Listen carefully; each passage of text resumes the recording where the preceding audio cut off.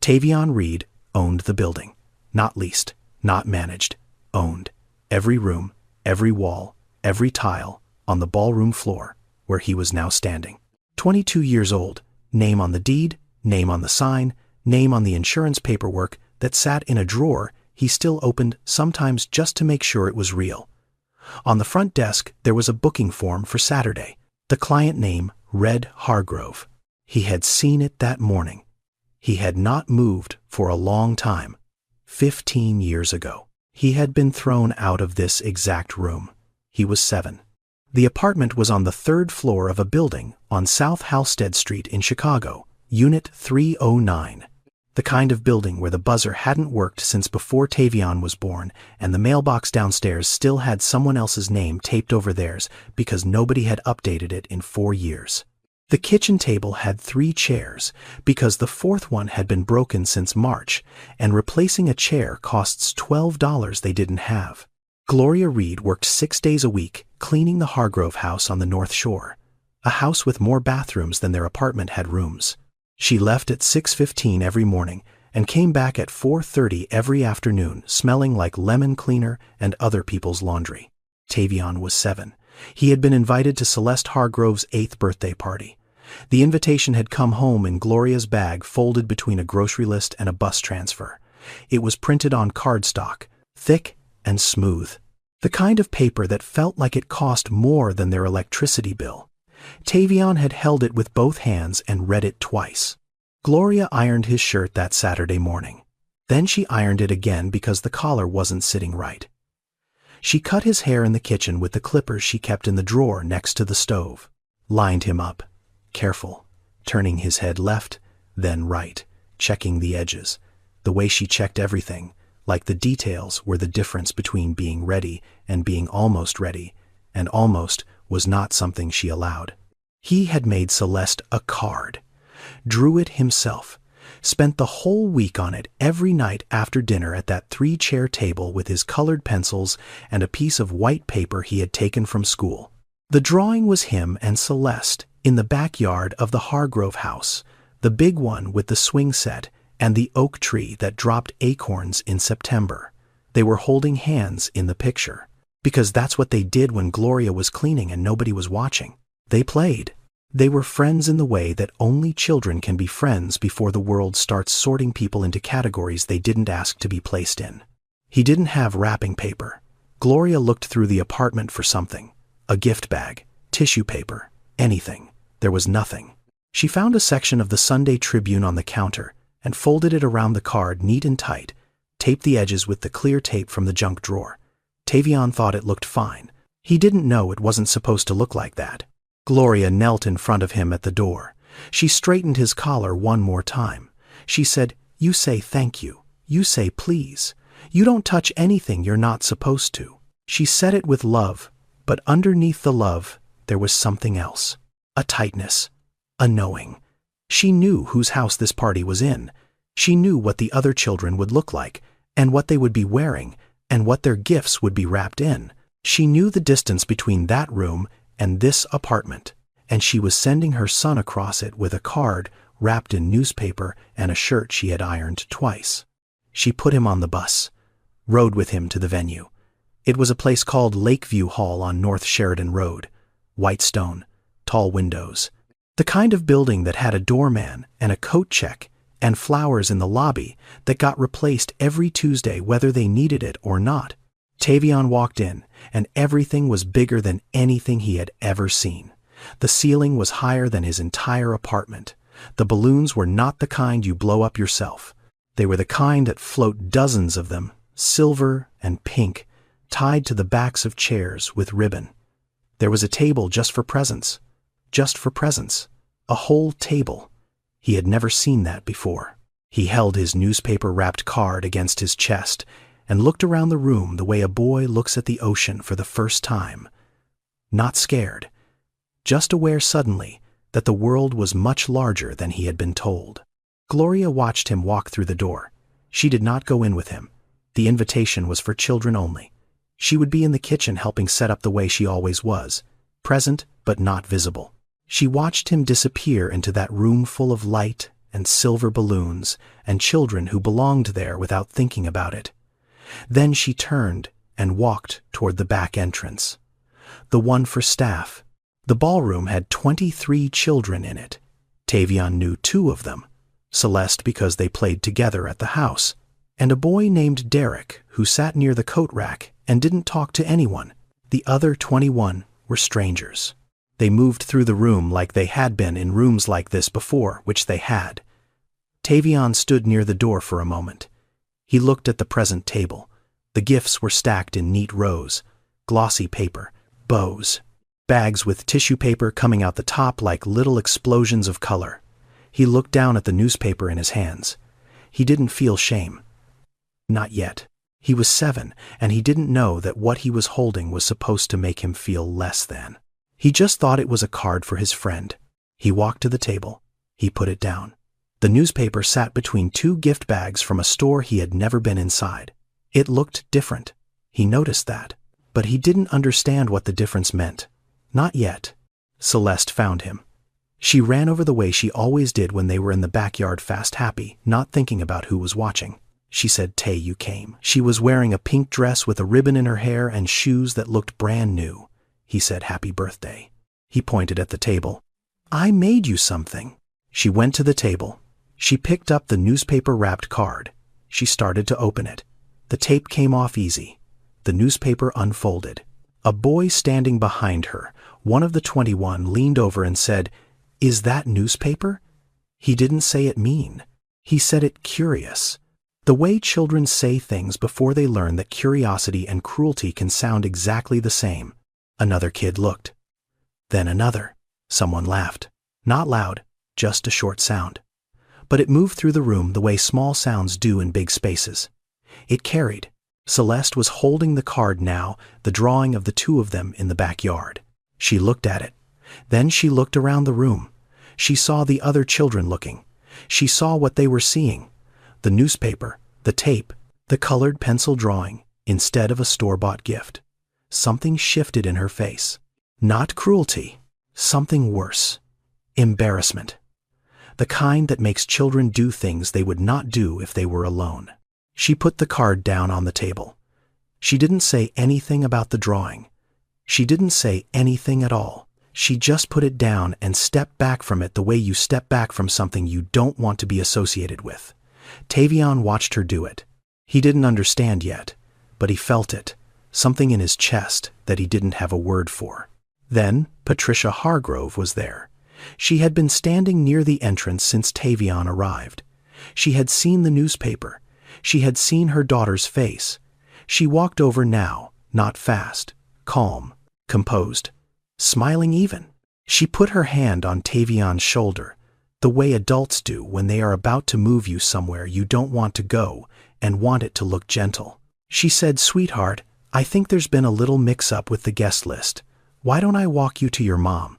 She said it softly. She said it with a smile. She said it like it was the most natural thing in the world. And that was the worst part. She didn't yell. She didn't make a scene. She simply decided quietly and completely that this child did not belong in this room.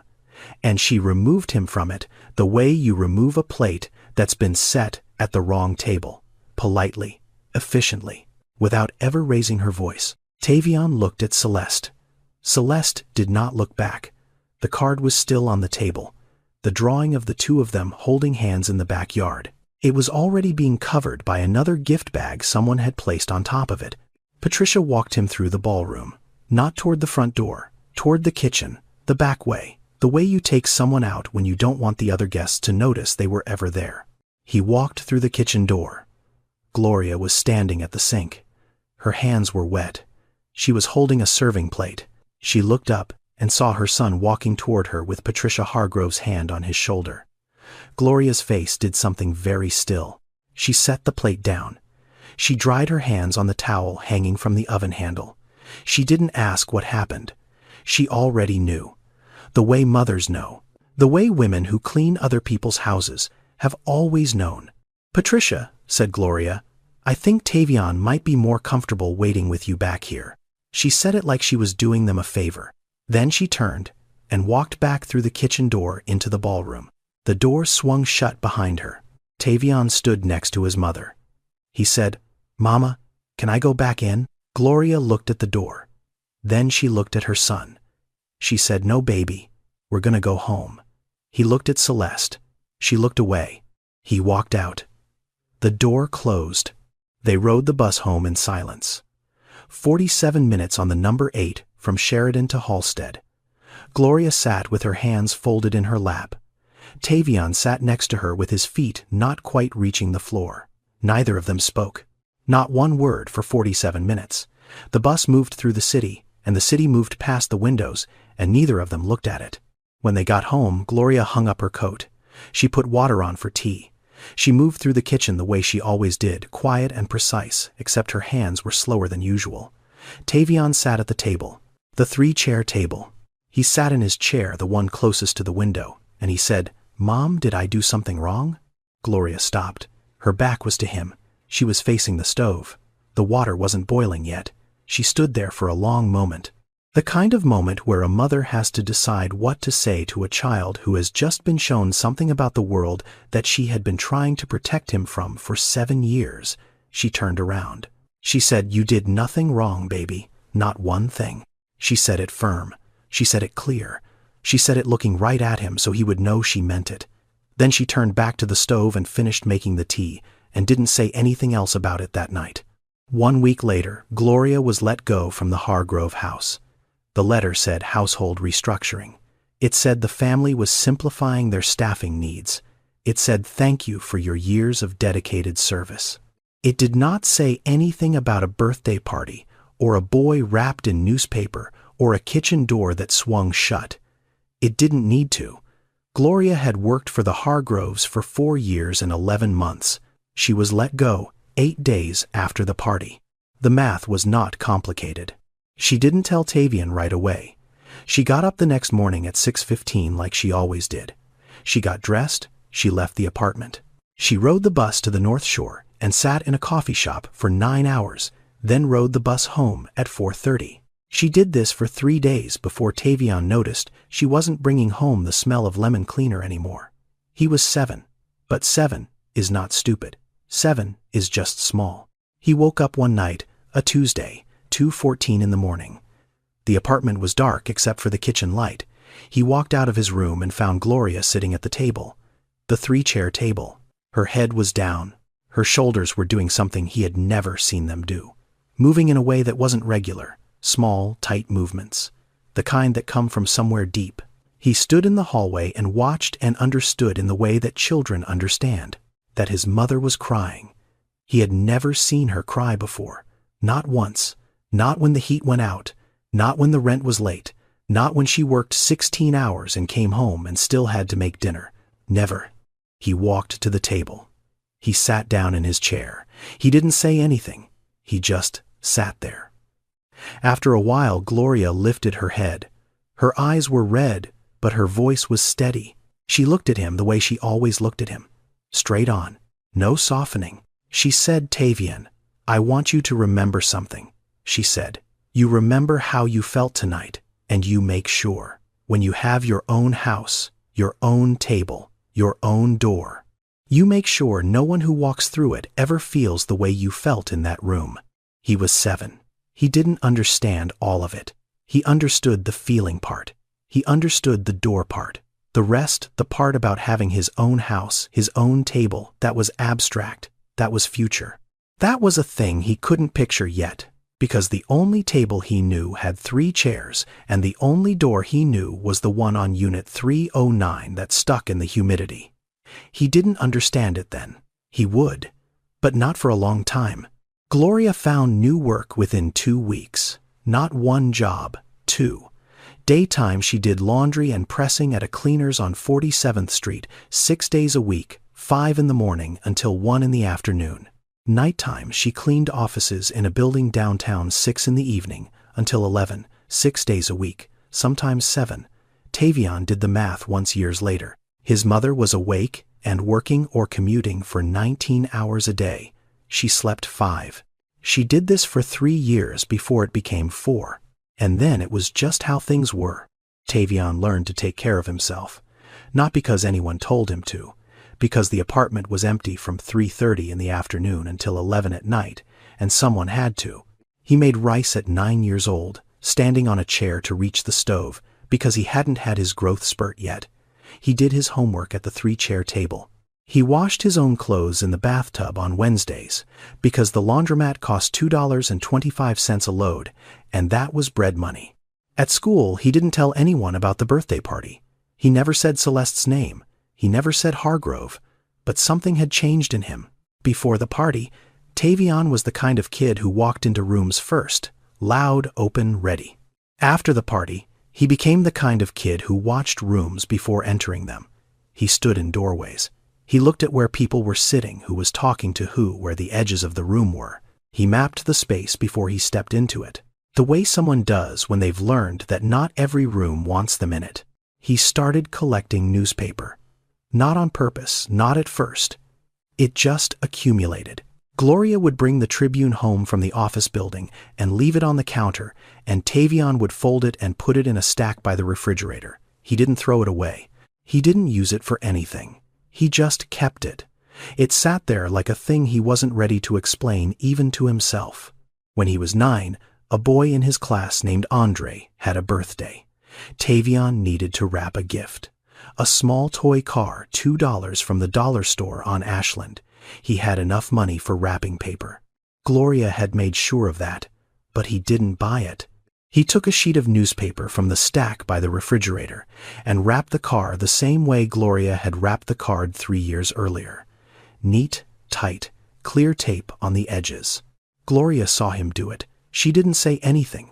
She watched him carry it out the door, and she stood at the window and watched him walk down South Halsted toward Andre's building with a newspaper-wrapped gift in his hands. She understood something in that moment, even if she couldn't say it out loud. He wasn't hiding. He was refusing to hide. It was the first time he made a choice about who he was going to be, even if he couldn't have explained it that way at 9. He gave Andre the gift. Andre said cool car. Nobody said anything about the newspaper. Tavion sat at the party and ate cake and came home. That was it. But it wasn't nothing. It was a boy deciding quietly that the thing that had been used to make him feel small was not going to have that power anymore. Not if he held it himself. His teacher noticed him that year. Mrs. Dolores, 4th grade. She was a woman who had been teaching on the South Side for 22 years and had seen every kind of child there was to see, and Tavion was a kind she didn't see often. Quiet, but not shy. Observant, but not withdrawn. She told Gloria at parent-teacher conference, "Your son watches people the way chefs watch fire. Carefully, like he's learning something. Nobody taught him to learn." Gloria kept that sentence. She didn't write it down. She didn't need to. She carried it the way she carried most things. Silently close, in a place where it couldn't be taken from her. The years moved the way years do when you're growing up in an apartment on South Halsted, slowly when you're in them, fast when you look back. Tavion turned 10, then 11, then 12. The apartment stayed the same. 3 chairs. The buzzer that didn't work. The stack of newspapers by the refrigerator that grew and shrank and grew again. Gloria worked. Tavion watched. And somewhere, in the quiet daily mechanics of a life that nobody was paying attention to, a boy was becoming someone. Not all at once. Not in a single moment. The way most people become who they are, one ordinary day after another, until the ordinary adds up to something that isn't ordinary at all. When Tavion was 13, Gloria picked up a 3rd shift, cleaning at a restaurant on MLK Boulevard called Odell's. It was a small place. 14 tables, a counter with 6 stools. The kind of restaurant that had been on the same block so long that people gave directions using it as a landmark. Turn left at Odell's. 2 blocks past Odell's. It had been there since 1982, and it looked like it had been there since 1982. The sign out front had been repainted twice. The booths had been reupholstered once. The floor had never been replaced. Gloria worked the closing shift, 9 at night until midnight, scrubbing the kitchen, mopping the floors, wiping down every surface until Mr. Odell could run his hand across the counter and nod. On the nights when there was nobody to watch Tavion, which was most nights he came with her, he sat at the back table near the kitchen door with his homework spread out and a glass of water that Mr. Odell refilled without being asked. He started watching. Not the homework, the restaurant, the way the kitchen moved, the way the front of house worked, the way Mr. Odell greeted people when they walked in, not with a script, not with that corporate voice that sounds like it was learned in a training video, with his actual voice, his actual name. "Hey Curtis, how's that knee doing? Mrs. Patterson, I saved you the corner booth." He knew them. He remembered them. He made the room feel like it had been waiting for them to arrive. One evening, a Thursday, a family came in. A man, a woman, a little girl about 6 or 7. They weren't dressed up. The man's jacket had a patch on the elbow. The woman's shoes were practical in the way that said comfort mattered more than appearance. The little girl was wearing a school uniform she hadn't changed out of. They sat down at table 9.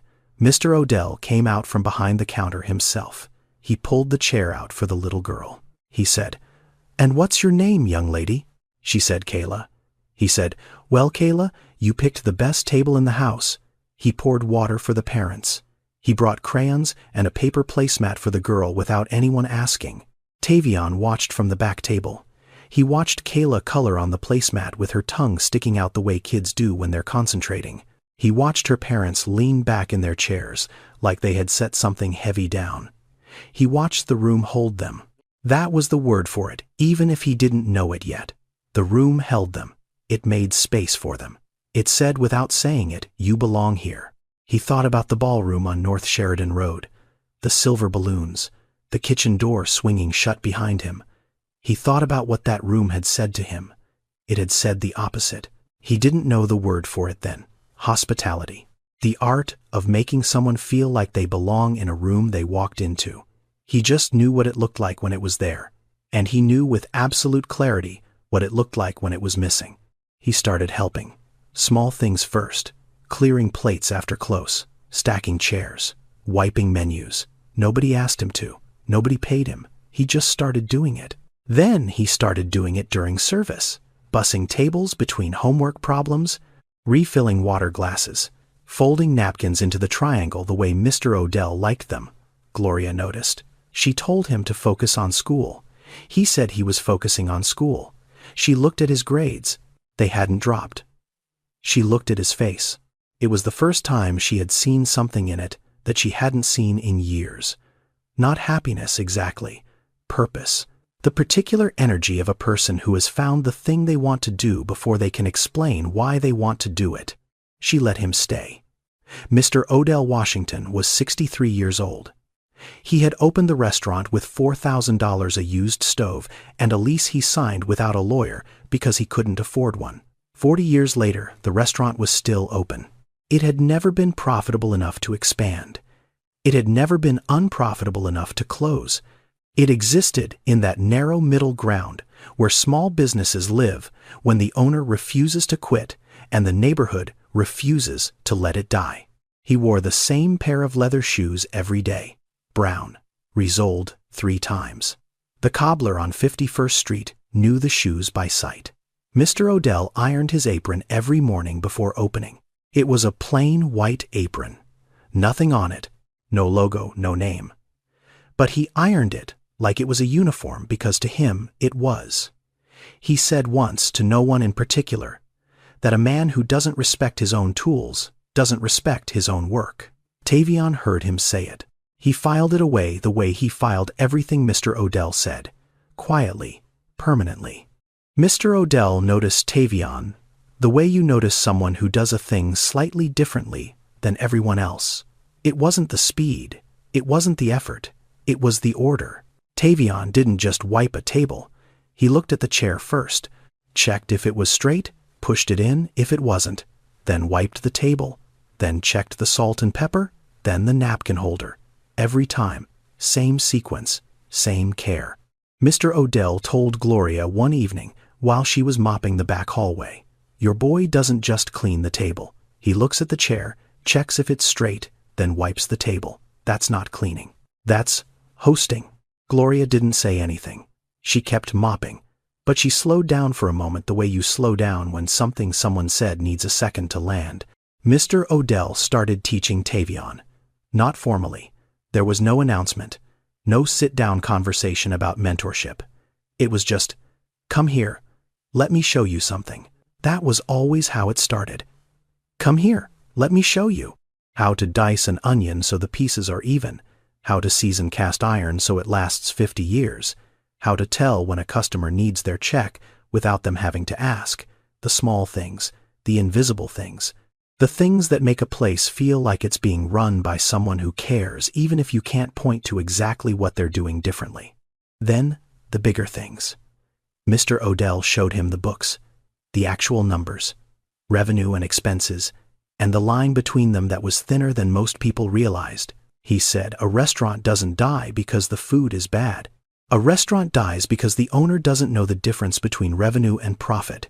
He pointed at a column in the ledger. "That's what came in last month. Looks good, right?" Tavion nodded. Mr. Odell pointed at another column. "That's what went out. Rent, food cost, gas, electric, labor, insurance." He drew a line under the bottom number. "That's what's left. That's the real number. You learn to love that number or you go under." He taught him food cost percentage. 30 cents of every dollar should go to ingredients, no more. He taught him the 60-40 rule. 60% of your revenue covers fixed costs. 40% covers everything else, including whether you eat that month. He taught him that labor is the cost most owners get wrong because they either hire too many people or they burn out the ones they have, and both end the same way. He also taught him something that wasn't in any ledger. He said it one night while they were closing up. Tavion was 15. Mr. Odell was wiping down the counter slow and deliberate the way he did everything. He said, "Every person who walks through that door is spending something they worked for. Could be $5, could be 50, doesn't matter. They earned it, and they chose to spend it here. You respect that. You respect them. Always." Tavion heard it. And underneath it, he heard his mother's voice. Different words, same instruction. The kitchen on South Halstead, the 3-chair table. You make sure no one who walks through it ever feels that way. He didn't say anything about it. He just kept wiping the counter. But the two sentences sat next to each other in his mind, the way two notes sit next to each other in a chord, separate, but making something together that neither one makes alone. There is a thing that happens in the hospitality industry that most people outside of it don't know. The thing that determines whether a customer comes back is not the food. It is not the price. It is not the ambiance or the music or the thread count of the napkins. It is whether they felt respected. Studies have shown, and this is real, that 68% of customers who leave a business and never return do so because they felt the staff was indifferent to them. Not rude, indifferent. The absence of hostility is not the same as the presence of welcome. Most businesses understand the first part. Very few understand the second. Tavion learned this not from a textbook. He learned it from watching Mr. Odell for 3 years. He learned it from watching who came back and who didn't, and noticing that the ones who came back were not always the ones who got the best meal. They were the ones who got remembered. The ones Mr. Odell called by name. The ones whose regular order he started making before they sat down. The ones who walked in and felt before a single word was spoken that the room had been expecting them. He also learned something else during those years, something harder. He started reading, not for school, for himself. Books about business, books about economics, books about systems. And in the middle of all that reading, he came across a study about how children learn social hierarchy. The research was clear. Children are not born knowing who belongs in a room and who doesn't. They learn it. They absorb it from the adults around them, from the structures they grow up inside. From 1,000 small signals that say, without ever being spoken aloud, this person matters and this person doesn't. Celeste Hargrove was 8 years old at that birthday party. She was not cruel. She was a child, responding to a system she had been placed inside before she was old enough to understand it. She looked away from Tavion not because she wanted to, but because the room had already told her that was what she was supposed to do. That didn't make it hurt less, but it made it make sense, And for Tavion, making sense of a thing was the first step toward building something better than it. He was reading about systems, but he was thinking about a room he'd been walked out of. The event venue industry, he learned, operates on margins between 15 and 25%. Thin. The rent is fixed, the insurance is fixed, the staffing costs are semi-fixed. Everything that can go wrong costs money, and most things go wrong eventually. 70% of new venues close within 3 years, not because the owners weren't talented, because the math is unforgiving, and most people don't respect the math until it's too late. Mr. Odell had survived 40 years because he respected the math every single day. Tavion watched and learned and wrote the numbers down in a notebook he kept in his backpack between his calculus homework and a folded piece of newspaper he never threw away. He graduated high school in June, 17th in his class, not first, not close to first, but 17th out of 312 at a Southside public school where graduating at all was the achievement, and 17th was something Gloria put on the refrigerator next to a photo of Tavion at age 4 and the electric bill she had finally paid off in March. He enrolled at Harold Washington Community College that fall. Hospitality management. The tuition was covered partly by a Pell Grant and partly by the money he made working 2 jobs. At Odell's 4 nights a week, 4 in the afternoon until 11, and on weekends, a new job. Cleaning event venues after private parties on the North Shore. The irony was not lost on him. He spent his Saturdays and Sundays in ballrooms and banquet halls that belonged to people who looked like the Hargroves, sweeping confetti off marble floors and folding tablecloths that cost more than his monthly grocery budget. He mopped the same kind of rooms his mother had mopped. He cleared the same kind of tables. He went in through the same back doors. The difference was he was learning. Every venue he cleaned, he studied. The layout, the lighting, the flow of the room, where the bar was placed, where the stage was, how the tables were spaced. He was taking notes inside a job that was never designed to teach him anything. His schedule that year looked like this: 6 in the morning venue cleanup on the North Shore, 9 in the morning to 2 in the afternoon classes at Harold Washington, 4 in the afternoon to 11 at night Odell's, sleep from midnight to 5:30, 5.5 hours if the bus was on time, 5 if it wasn't. Terrell came by the restaurant one night. Terrell had grown up 3 blocks from Tavion on South Halstead. Same neighborhood, same schools, same buses. Different choices, the kind that aren't better or worse, just different. Terrell worked at a warehouse on the west side. Steady hours, decent pay. He sat at the counter at Odell's and watched Tavion bus a table, check the chairs, wipe down the menus, refill the napkin holder, and start on the next one without pausing. Terrell said, "Tay, you work more hours than my uncle, who's got 3 kids. For what Tavion set a plate in the bus tray," he said, "for something that's mine." Terrell looked at him for a moment. Then he said, "All right." He finished his water and left. He didn't push it. He knew that tone. It was the same tone Gloria had, the one that meant the conversation was over because the answer had already been given. Tavion transferred to Roosevelt University after 2 years. Hospitality and tourism management. The tuition gap was $23,000 in student loans. He signed the papers in the financial aid office on a Tuesday afternoon and walked out owing more money than Gloria had made in any single year of his childhood. That was real. That number sat in his chest the way real numbers do. Not abstract, heavy, but he kept going. The way his mother kept going. The way Mr. Odell kept going. One day in front of the other. In his junior year, there was an event management course. Professor Haynes. The midterm assignment was to design a complete event layout for a private function. Tavion chose a children's birthday party. He didn't choose it at random. He designed every detail around a single question that he wrote at the top of the page before he started.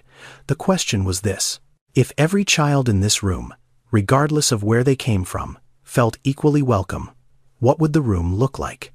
He designed the table layout so there was no head table, no hierarchy, round tables, same size, same height. He designed the gift area so every present was displayed the same way regardless of size or wrapping. He designed the entrance so there was one door for every guest, no front entrance for some and kitchen entrance for others. One way in, one way out, equal. Professor Haynes gave him an A. She wrote a note at the bottom of the paper. It said, "This doesn't feel like an assignment. It feels like a promise." Tavion kept that paper. He folded it in half and put it in his backpack next to the notebook and the piece of newspaper. He didn't know it yet, but that assignment was the first blueprint for everything that came after. He graduated on a Saturday in May. Gloria was in the 3rd row. Mr. Odell was in the 5th. Terrell didn't come, but he texted a single word: proud. Tavion walked across the stage in a cap and gown he had rented for $45 and a pair of dress shoes Gloria had bought him from the thrift store on Cottage Grove. He had a degree in hospitality and tourism management. He had $23,000 in student loan debt. He had a notebook full of numbers and layouts and ideas, and he had 14 applications sitting in the inboxes of venues and hotels and event companies across Chicago. 11 said no. 3 never responded. That was it. That was the math. After 4 years of school and 7 years of learning and a business plan, he had rewritten 9 times, 11 rejections, and 3 silences. He kept the rejection emails in a folder on his laptop, not because he enjoyed reading them, because he wanted to remember what the door looked like before it opened. He got one job, night manager at an event venue on the West Side. Not the position he wanted, not the role he had trained for, not even close to the title on the business card he had imagined during those late nights at Odell's. He was the person who showed up after the guests left. He locked the doors. He checked the thermostats. He supervised the cleaning crew. He filed the incident reports. He made sure the building was ready for the next event by 6 in the morning. The pay was $14.50 an hour. He took it because it was a door, and any door was better than the ones that had stayed shut. One night, a Wednesday in November, he was cleaning up after a children's birthday party, a big one, rented ballroom, catering, DJ. The kind of party where the parents spend more than Tavion made in a month. The room was empty now, just him and the mess. Balloons deflating slowly on the floor. Confetti ground into the carpet, paper plates with frosting smeared across them, streamers hanging from the ceiling like things that had given up. He was picking up trash near the gift table when he saw it. A card on the floor, handmade, drawn in crayon, a child's drawing. 2 stick figures holding hands under a yellow sun. The kind of card a kid makes when they don't know that the world expects something more expensive. He picked it up. He looked at it for a long time, longer than made sense for a piece of paper on a dirty floor. The crayon lines were uneven, the way crayon lines always are when a child is pressing hard because the drawing matters to them. He stood there, holding it in the empty ballroom, and he thought about a different card, a different drawing. 2 figures in a backyard with a swing set and an oak tree, wrapped in newspaper, left on a table between glossy gift bags. Covered up, forgotten. He sat down on the edge of the stage. The room was quiet. The kind of quiet that doesn't comfort you, the kind that just makes everything you're carrying louder. He was 21 years old. He had a degree he was still paying for. A job that started at 10 at night and ended at 6 in the morning. An apartment on West Madison that was smaller than the one on South Halstead, which he hadn't thought was possible.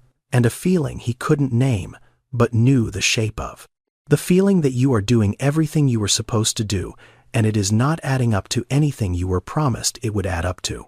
He called Gloria. 1:14 in the morning. She picked up on the first ring. She always picked up. Didn't matter what time. Didn't matter if she had a shift at 5. If Tavion called, Gloria answered. That was not a policy. That was a mother. He said, "Ma, am I doing the right thing?" She was quiet, not the kind of quiet that means someone is thinking. The kind that means someone is choosing their words very carefully because the wrong ones could break something. She said, "Do you remember what I told you?" He closed his eyes. He said, "Make sure no one in my house ever feels that way." She said, "You don't have the house yet, baby, but you will. Keep going." He held the phone against his ear for a moment after she stopped talking. Then he said, "Okay, Ma." She said, "I love you." He said, "I love you too." He hung up. He looked at the card in his other hand, the crayon drawing, the two stick figures. He didn't throw it away. He folded it carefully, the way you fold something that matters, even when you can't explain why it matters, and put it in his back pocket. He didn't know why he kept it. He didn't need to know why. He finished cleaning the ballroom. He locked up. He went home. He slept 4 hours. He got up and did it again. 7 months into the night manager job, Tavian got a call from a broker he had met at an industry mixer on the near West Side. The man's name was Gerald Whitfield. He specialized in commercial real estate for hospitality properties. He had Tavian's number because Tavian had given it to him 3 months earlier with a business card that said Tavian Reed Hospitality Management and nothing else because there was nothing else to put on it yet. Gerald said he had a property, a venue on the north side, North Sheridan Road, old building, white stone, tall windows. The owner had passed away 8 months prior. The children didn't want the business. The property had been sitting on the market for 5 months. There was deferred maintenance, a tax lien. The asking price had been dropped twice. It was now listed at $180,000. Gerald said it was a project, but the bones were good. He said, "I thought of you because you told me you were looking for something with character." Tavian said, "What's the address?" Gerald gave it to him. Tavian wrote it down. He looked at it. He looked at it again. North Sheridan Road. The address was different by 2 digits from the one he remembered. But the building description was the same. White stone, tall windows, ballroom on the 2nd floor. He pulled up the listing online. There were photos, the lobby, the hallway, the main room, the ballroom, where the ceiling was higher than his entire childhood apartment, where the balloons had been silver and pink, where the table had been covered in glossy gift bags, where a woman in a nice dress had put her hand on his shoulder and walked him out through the kitchen because she had decided quietly and completely that he did not belong. He closed the laptop. He sat at his kitchen table. He sat there for 22 minutes without moving. Then he opened the laptop again and started writing. The business plan was 47 pages. He wrote it in 3 weeks. He used every number Mr. Odell had taught him. Food cost percentages, the 60-40 rule, labor ratios, revenue projections based on comparable venues in the Chicago market.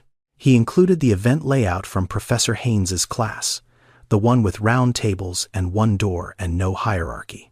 He included his own credit score, which was 681, not great, not disqualifying. He included his savings, $12,000. Everything he had, every dollar from every night shift and every weekend cleanup, and every hour at Odell's that he hadn't spent on rent or loans or bus fare. The building cost $180,000. He had 12. The gap was $168,000. He applied for an SBA loan, Small Business Administration, the kind of loan the government backs for people who have a plan, but not the capital. The application was 31 pages of paperwork. He filled out every line. Mr. Odell co-signed. He didn't hesitate. He read the business plan in one sitting at the counter of the restaurant on a Monday night after closing. He looked at the numbers. He looked at the layout. He looked at the page where Tavian had written his mission statement. 1 sentence. A space where every guest is treated with dignity regardless of who they are or where they come from. Mr. Odell set the paper down. He took off his reading glasses. He said, "Where do I sign?" The loan took 2 months to process. 61 days of waiting. Tavian checked his email 14 times a day.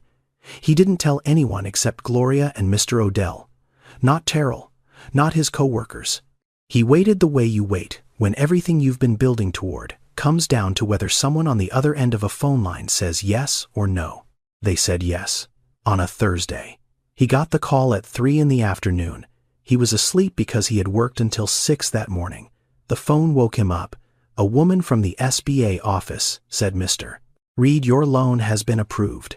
He said, "Thank you." He hung up. He sat on the edge of his bed for a long time. Then he put his shoes on and went to the building on North Sheridan Road and stood in the parking lot and looked at it. The closing was 2 weeks later. He sat in an office on LaSalle Street with a stack of papers and a pen. His hand was shaking when he signed. Not a lot, just enough that he noticed. He signed his name on the line and became the owner of the room he had been escorted out of at 7 years old. The building didn't know that. The walls didn't remember. But he did. He named it Reed & Company. Not Reed Events. Not Reed Hospitality Group. Not anything that sounded bigger than it was. Just his name and the word company. Because a company is something you build with other people, and he intended to build it with the people who had built him. The grand opening was on a Saturday in October. He had spent 3 months renovating.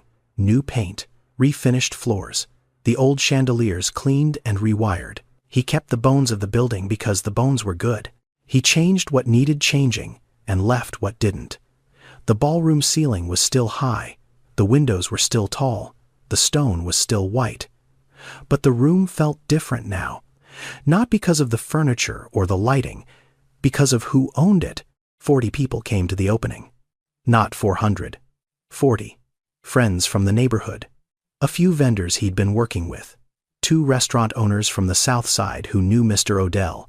A woman from the SBA office who had processed his loan and wanted to see what it became. Terrell showed up 20 minutes late, in a jacket he clearly didn't wear often. He looked around the ballroom, nodded, and said, "All right, Tay, all right, that was enough." Mr. Odell came in his old suit. The one he wore to funerals and bank meetings, gray, a little tight in the shoulders. He walked through the room slowly the way he walked through his own restaurant every night before closing, checking, approving. He stopped at the bar and ran his hand along the counter. Then he looked at Tavion and gave a single nod.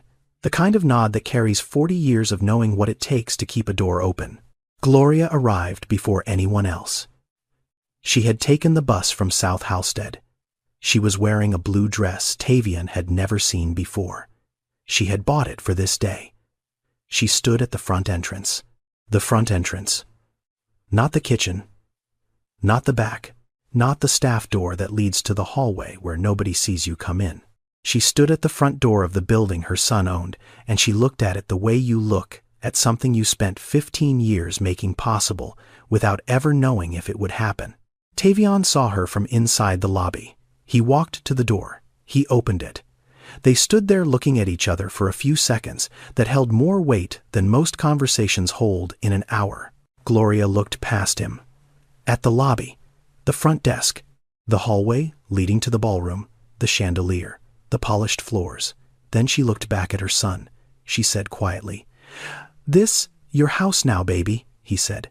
"This is our house, Ma." She didn't cry. She had done enough of that. She nodded. Slow. The kind of nod that contains 15 years. The 3-chair table. The 2 jobs. The bus rides. The lemon cleaner. The night she sat at the kitchen table at 2 in the morning and her shoulders did something he had never seen them do. All of it in a single nod. She walked through the front door.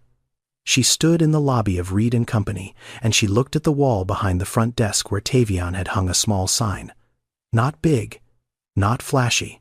Not the kind of sign that's designed to impress investors. Just a wooden frame with 5 words painted in simple lettering. Every guest is expected. Every guest matters. She read it. She read it again. She didn't say anything about it. She didn't need to. She knew where those words came from. They came from a kitchen on South Halstead Street, and a 7-year-old boy sitting at a 3-chair table, and a sentence she had said to him on the worst night of his life that she had hoped, without ever being certain he would carry. He had carried it. He had built a building around it. There was one more thing. A policy in the booking system that Tavion didn't advertise, didn't put on the website, didn't mention in sales meetings. If a community organization or a family with limited income wanted to host a birthday party for a child, the venue offered a sliding scale, all the way down to 0 if that's what it took. He never told anyone the reason. It just existed. The way some things just exist quietly because someone decided they would. The venue had been open for 8 months. 5 employees, 2 part-time, 3 full. Tavion handled most of the bookings himself. He answered the emails. He confirmed the deposits. He walked clients through the floor plan and the catering options and the sound system and the parking situation. It was not glamorous work. It was the kind of work that happens at a desk at 7 in the morning with a cup of coffee that goes cold because you forget to drink it. But it was his desk, his coffee, his building. And every booking that came through was proof that the math was holding. The email arrived on a Tuesday. He almost missed it. It was between a vendor invoice and a catering inquiry. The subject line read, "Private birthday event, November 18th. He opened it. The message was from an event coordinator, professional, concise. The client wanted to reserve the main ballroom for a private birthday dinner. 40 guests, sit-down service, floral centerpieces, a live trio for the first hour. The budget was $8,500. Good booking, clean money." He scrolled down to the client details. Event type, 40th birthday celebration. Guest of honor, Patricia Hargrove. Organized by Celeste Hargrove. He read the name. He read it again. Then he read it a third time, the way you read a word in a language you thought you'd forgotten, slowly. Then all at once, Hargrove, Patricia, Celeste. The 3 names sat on his screen in 12-point font. Professional, ordinary, the kind of names that appear in 1,000 booking forms across 1,000 venues every week. Except these were not ordinary names, not to him. He closed the laptop. He stood up from his desk. He walked out of the office, down the hallway, through the lobby, and into the ballroom. He stood in the center of the room. The same ceiling, the same windows, different furniture, different paint, different name on the building, but the same room. He stood on the spot where 15 years ago a woman in a nice dress had placed her hand on his shoulder and said, "Sweetheart, I think there's been a little mix-up with the guest list." He stood on the exact tile where he had looked at Celeste, and Celeste had looked away, and the kitchen door had swung shut behind him. He stood there for a while. Not long enough for anyone to notice, just long enough for the room to remind him of everything he already knew it would. He walked back to his office. He sat down. He opened the laptop. He looked at the booking form. He could decline it. No reason needed. Venue unavailable. Scheduling conflict. Any excuse would do. Nobody would ever know. Nobody would ever connect the dots between a 7-year-old boy at a birthday party and a 22-year-old venue owner on North Sheridan Road. He could make the name disappear from his screen and never think about it again. He looked at the wall behind his desk. The small sign. 5 words. Every guest is expected. Every guest matters. He heard his mother's voice. Not the words, just the tone. The steady, clear, no softening tone she had used at the 3-chair table on a night when her shoulders did something he had never seen them do. Every guest matters. Even this one. Especially this one. He clicked confirm. He typed the response. Professional. Courteous. Thank you for choosing Reed & Company. We look forward to hosting your event. Please find attached our standard agreement and deposit details. He signed it. Tavion Reed, owner. Reed & Company. He pressed send. Then he closed the laptop again and sat there for another minute. Just one. Then he got up and went to check the kitchen inventory because there was work to do, and the work did not stop for the past. He arrived at 6 in the morning on November 18th, 3 hours before the setup crew. He walked through the ballroom alone. He checked every table, every chair, every place setting. He adjusted a centerpiece that was off by an inch. He tested the lighting 3 times until the warmth was right. He tasted the appetizer samples the caterer had left in the kitchen. He checked the sound levels on the trio's speakers. He polished a water spot off the main bar that nobody would have noticed. He prepared this event more carefully than any event he had ever hosted. Not because he wanted to prove something. Not because he wanted to show the Hargroves what he had built. He prepared it this way because he could not do it any other way. Because the sign on the wall said what it said. Because his mother had told him what she had told him. Because Mr. Odell had taught him that every person who walks through the door is spending something they worked for, and you respect that always. The Hargroves arrived at 7:15. Celeste came in first. She was 23 now, confident stride, professional in the way that people are when they've been raised to expect that rooms will accommodate them. She wore a dark green dress and carried a folder with the seating chart. Behind her, Patricia, older than the version Tavion had carried in his memory for 15 years, smaller. When you're 7, every adult is a giant. When you're 22 and you own the building they're walking into, the proportions change. Tavion stood at the entrance to the ballroom. He stood there because that's where he stood for every event. He greeted every client the same way. He extended his hand to Celeste. He said, "Welcome to Reed & Company. Everything's set up for you. If you need anything at all, my team and I are right here." Celeste shook his hand, looked at him for 1 second. The kind of look you give the manager of a venue you've hired. Polite, brief, functional. She said, "Thank you." She walked into the ballroom. Patricia was behind her. She reached out and shook his hand. Her grip was lighter than Celeste's. She looked at him, longer than 1 second. Something moved behind her eyes. Not recognition. Not yet. Something more like discomfort. The way you feel when you walk into a room and something about it is familiar, but you can't place why, she said. "Lovely space," he said. "Thank you, ma'am. Enjoy the evening." She walked past him. The event ran for 4 hours. Tavion managed from the edges. Quiet, professional, invisible, in the way that good hospitality is invisible. The food went out on time. The trio played at the right volume. The speeches happened without microphone issues. The cake was brought out at exactly 9:15, which was what Celeste had requested. The guests complimented the room, the lighting, the service.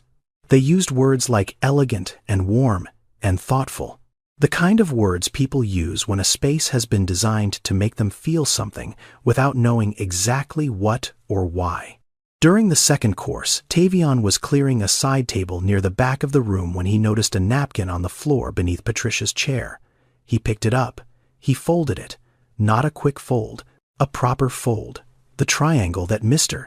Odell had taught him 9 years ago at a restaurant on MLK Boulevard. He set it on the table beside Patricia's place setting. She was in the middle of a conversation with the woman next to her. She glanced down at the napkin. Then she looked up at him. This time, the look was longer, 3 seconds, maybe 4. He nodded politely and moved on. She watched him walk away. He could feel it.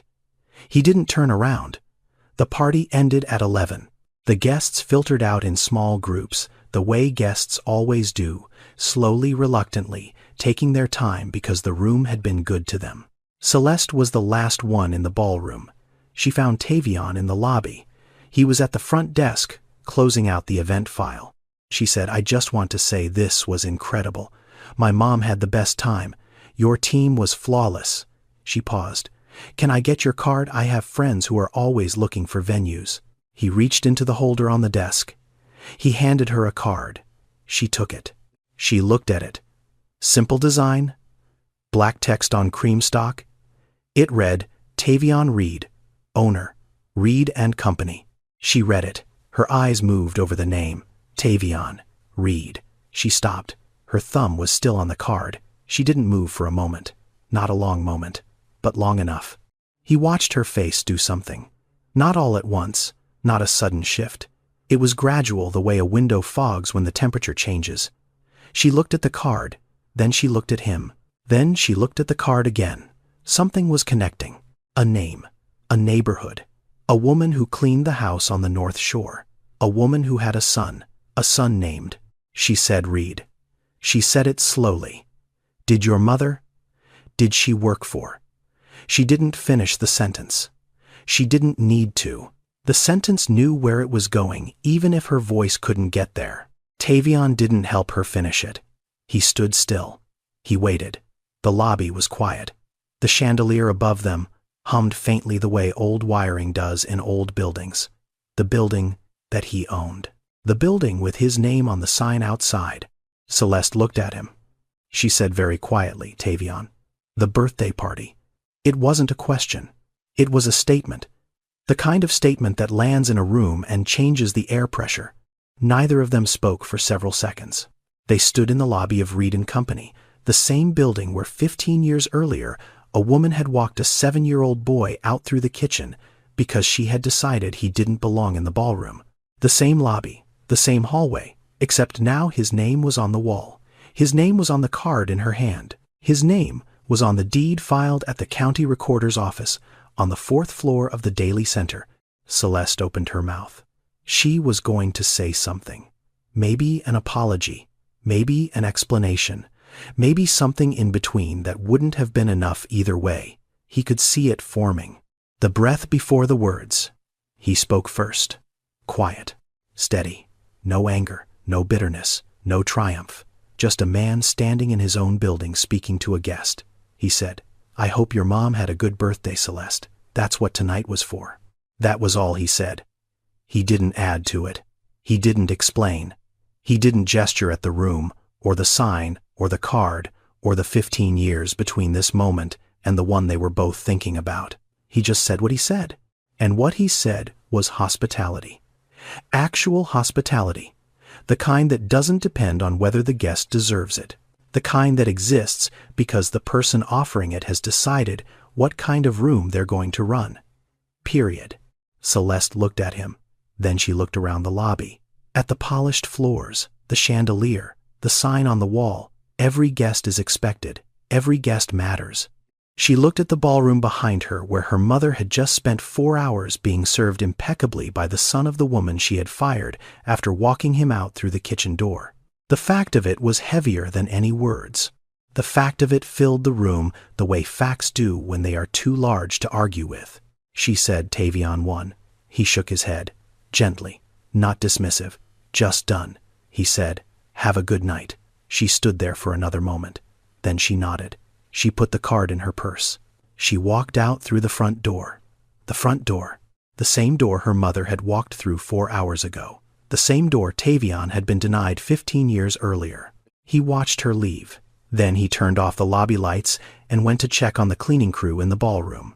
There was work to do. There was always work to do. And the work did not wait for the past to finish speaking.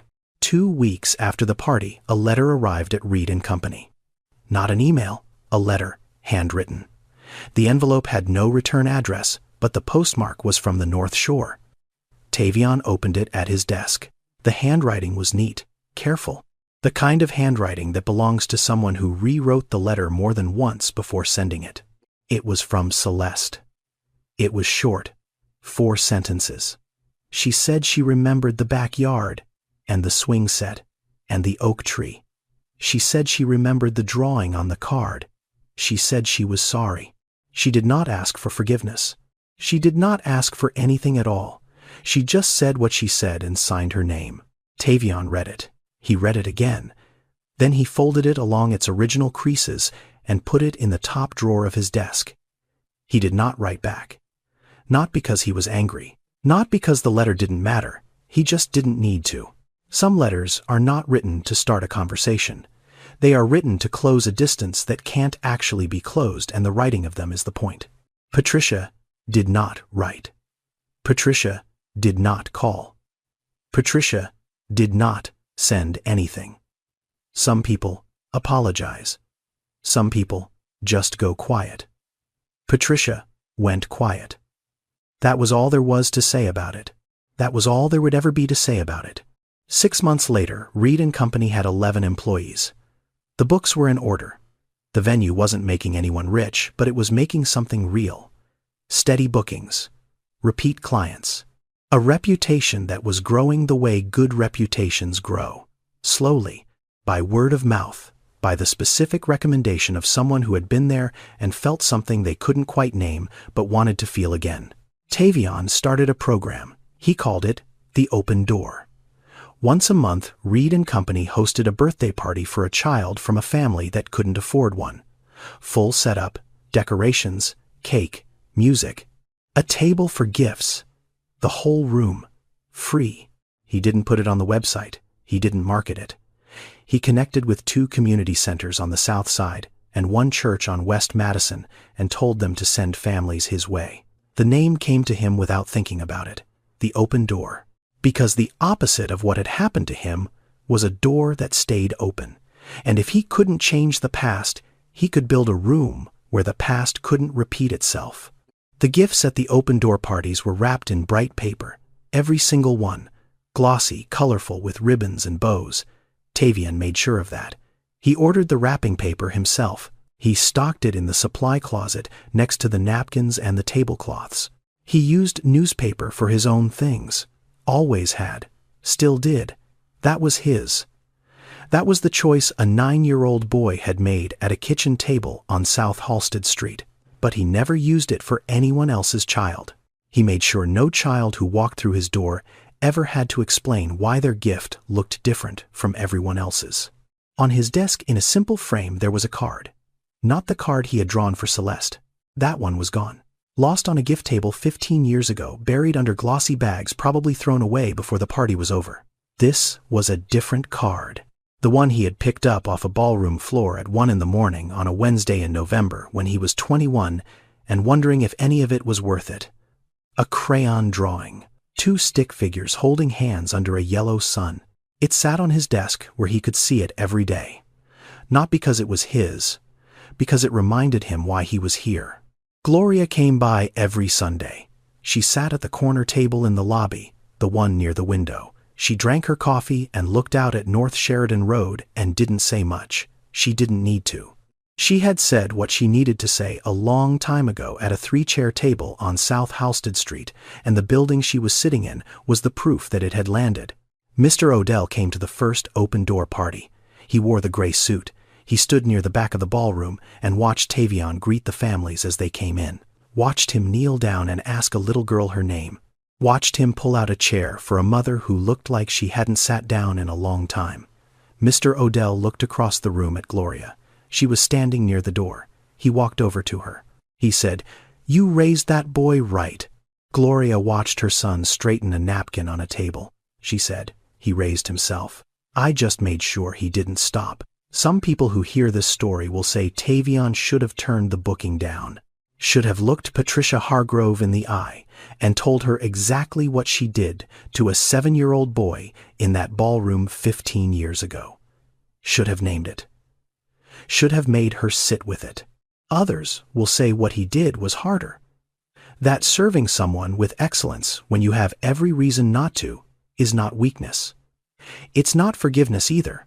It's a decision about who you are made in real time, under pressure, and held. That the refusal to let the past define the present is its own kind of power, the quiet kind, the kind you have to earn. And then there is a third question, about Celeste. She was 8 years old. She looked away. She put the card down. She didn't say anything when her mother walked Tavian out through the kitchen. Was she wrong? She was a child. She was responding to a system she had been born into. She didn't build the walls of that room, she just lived inside them. At what age does the responsibility begin? At what point does the child who looked away become the adult who has to answer for it? That question doesn't have one answer. It has yours. Now, before you go, I want to step out of the story for a moment, because I think it matters. This story is fictional. The characters, the venue, the names, none of it happened exactly this way, but the feeling behind it did. The feeling of walking into a room and knowing before anyone says a word that you are not supposed to be there. The feeling of being small in a space designed for people who are not you. That is real. That has happened to someone listening to this right now. Maybe to you. Maybe to your child. Maybe to someone you love. I wrote this because I believe that hospitality is not a business term. It's a human one. It means making someone feel like they belong. In a room, at a table, in a conversation, in a life. And I believe the rooms we build, literal or otherwise, should have doors that stay open. For everyone, regardless of what they're carrying when they walk in. If this story stayed with you, share it with someone who needs to hear it. Subscribe. New stories every week. See you in the next one.